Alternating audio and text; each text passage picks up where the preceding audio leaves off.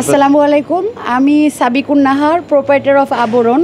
আমার নিজস্ব ব্র্যান্ড আবরণ। এখানে আমি হচ্ছে নতুন উদ্যোক্তা বলা চলে, বাট আমার এক্সপিরিয়েন্স ব্যবসার ক্ষেত্রে অনেক বেশি। আমি যখন অনার্স মাস্টার্স কমপ্লিট করলাম তখন আমি একটা জব করতাম, সেখানে আসলে পর্দার বিষয়টা এত বেশি ভালোভাবে মেনটেন হতো না।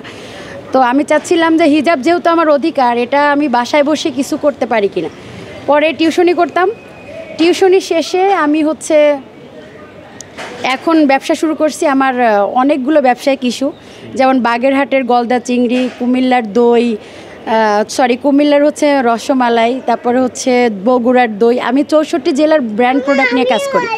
আজকে তো ডাকসুতে আমি আজকে কেন আসছি, আমি ডাকসুতে আসলাম যে সর্বমিত্র, সাদিক কায়েম এদেরকে শুভেচ্ছা জানাতে, কারণ আমি আমার ব্যবসায়িক কাজে ব্যস্ত ছিলাম, এতদিন আসতে পারি নাই। আমি কুষ্টিয়াতে বেশিরভাগ সময় থাকি আর ঢাকাতে এক সপ্তাহ করে থাকি। তো আমার বাচ্চাদের নিয়ে আসলাম যে এরা ভালো কাজ করছে, ভবিষ্যতে যদি তোমরা ভালো একটা প্ল্যাটফর্ম পাও অবশ্যই ছাত্রদের পাশে থাকবা, কারণ ছাত্ররাই হচ্ছে কি আমাদের দেশের বিবেক বলা চলে। আমি শিক্ষকদের বিবেক বলবো না, কারণ অনেক শিক্ষক আছে শিক্ষা নিয়ে কি ব্যবসা করে, কিন্তু আমার ছাত্ররাই এখান থেকে এক একজন ডাক্তার, ইঞ্জিনিয়ার, এরাই হচ্ছে দেশটা পরিচালনা করবে। ভবিষ্যতে এরাই হচ্ছে বাংলাদেশের মুখ উজ্জ্বল করবে বিশ্ব ব্রহ্মাণ্ডে।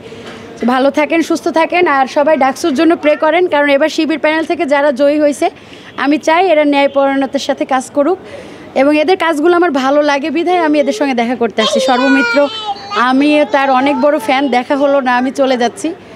বাট আপনারা প্রে করবেন যেন আল্লাহ তাআলা তাদেরকে সুস্থ রাখে এবং ভালো কাজ করার তৌফিক দেন। আল্লাহ হাফেজ।